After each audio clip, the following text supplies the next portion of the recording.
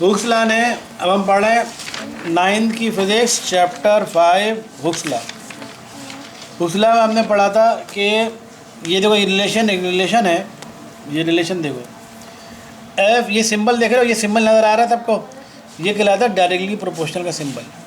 Directly proportional का symbol का मतलब ये होता है कोई चीज़ अगर बढ़ रही है तो डायरेक्टली प्रोपोर्शनल सिंबल के आगे पीछे जो भी चीज़ होती है ना, उसका मतलब उनमें एक रिलेशन है। ये एफ और ये एक्स है। एफ क्या है? फोर्स। एक्स का एक्सटेंशन। आपके पास एक स्प्रिंग है, स्प्रिंग पर आपको फोर्स लगा रहा है, आपको खींच रहा है, ठीक है, स्प्रिंग है, अब तो खींच रहा है, तो एक्स का एक्सटेंशन इसमें हो रहा है। पहले स्प्रिंग का साइज इतना बड़ा था, आपने खींचा, उसको बड़ा करके इतना बड़ा कर दिया, एक्सटेंशन हो गई।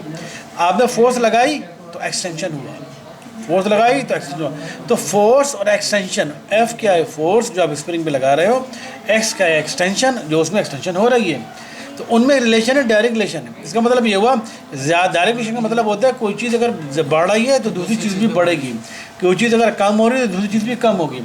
तो फोर्स अगर बढ़ रही है, आप अगर थोड़ी सी फोर्स लगाओगे तो एक्सटेंशन भी थोड़ा सा होगा, आप ज़्यादा फोर्स लगाओगे तो एक्सटेंशन भी ज़्यादा होगा। तो हम कहते हैं F is directly proportional to x.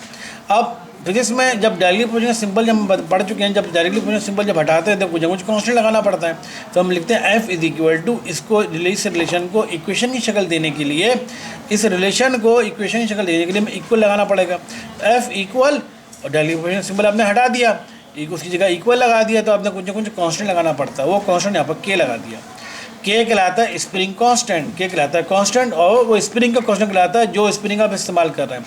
ये डिपेंड करता है कि आप स्प्रिंग कौन सा इस्तेमाल, देखो स्प्रिंग भी कई टाइप के होते हैं। एक होता है बहुत हल्का स्प्रिंग, अब बच्चा भी तो खींचे तो वो खींचे लंबा हो जाए। एक बहुत हैवी स्प्रिंग होता है जिसको एक बड़ा आदमी भी खींचे तो वो खिंचाता नहीं, बहुत ताकत से खींचना पड़ता है। तो ये के डिपेंड करता है कि आपने स्प्रिंग कौन सा इस्तेमाल किया, उस स्प्रिंग की कांस्टेंट की वैल्यू होगी। हर स्प्रिंग की अपनी कांस्टेंट की वैल्यू होती है, हर स्प्रिंग की अपनी एक कांस्टेंट वैल्यू होती है। अगर लाइट स्प्रिंग हो तो उसके कांस्टेंट की वैल्यू कुछ और होगी, अगर हैवी स्प्रिंग, मोटा स्प्रिंग दिया हुआ तो उसके कांस्टेंट की वैल्यू कुछ और होगी, ठीक है। तो ये हुक्स लॉ ने एक रिलेशन फार्मूला बनाया कि एक्सटेंशन और फोर्स में रिलेशन बताया कि F is K X, F is equal to K X, ठीक है।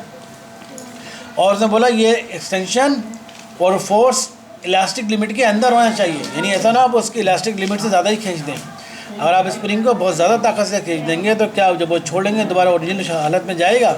नहीं जाएगा, क्योंकि आपने बहुत ज़्यादा फोर्स लगा दी। तो आपने इलास्टिक लिमिट से क्रॉस कर गए, इलास्टिक लिमिट आपने तोड़ दी। इलास्टिक लिमिट से के अंदर रहते हुए अगर फोर्स लगाएंगे तब उसकी एक्सटेंशन डायरेक्टली प्रोपोर्शनल होगी, ठीक है। ये हमने कल पढ़ा था। अब हम इसके एग्जाम्पल देखना, उसके बाद नेक्स्ट टॉपिक पर आएंगे। एग्जाम्पल देखो, ये दिया हुआ एग्जाम्पल हमको दी गई है। बोल दो, बोला एग्जाम्पल क्या है? स्प्रिंग है, स्प्रिंग कांस्टेंट के इक्वल टू 30 न्यूटन पर मीटर दिया हुआ है। एक स्प्रिंग है जिसके स्प्रिंग की कांस्टेंट की वैल्यू कितनी दी गई? के की वैल्यू 30 न्यूटन पर मीटर, ठीक है। बताया था ना मैंने, के क्या चीज़ है? स्प्रिंग कांस्टेंट है। हर स्प्रिंग कांस्टेंट की अपनी वैल्यू होगी। उसने बोला एक स्प्रिंग है जिस स्प्रिंग के कांस्टेंट की वैल्यू 30 न्यूटन पर मीटर है। What load is required to produce the extension of 4 metre.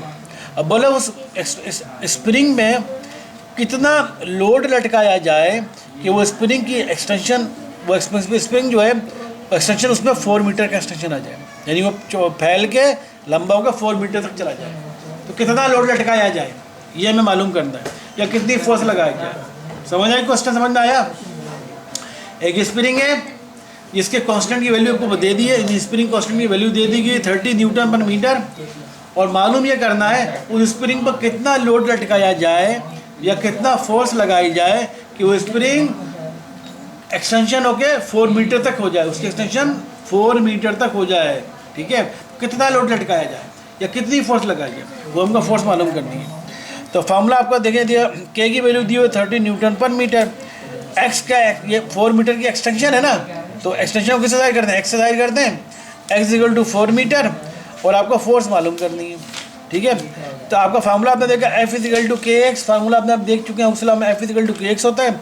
F is equal to के की जगह के की वैल्यू 30 न्यूटन पर मीटर रख दी, और एक्स की जगह आपने 4 मीटर रख दिया। अब इनको मल्टीप्लाई करा दिया, तो 30 को 4 से मल्टीप्लाई कराया तो 120 आ गया, तो फोर्स आ गई 120 न्यूटन। फोर्स की यूनिट क्या होती है? न्यूटन। तो आप क्या मतलब हुआ, अगर कोई स्प्रिंग जिसके स्प्रिंग कांस्टेंट की वैल्यू 30 न्यूटन पर मीटर हो, अगर आप उसमें एक्सटेंशन चाहते हैं 4 मीटर का एक्सटेंशन हो जाए तो आपको कितनी फोर्स लगानी पड़ेगी?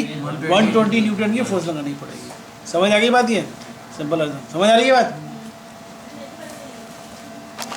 ये तो था। अब है हमारे पास अगला टॉपिक प्रेशर। ठीक है, अगला टॉपिक हमारे पास प्रेशर।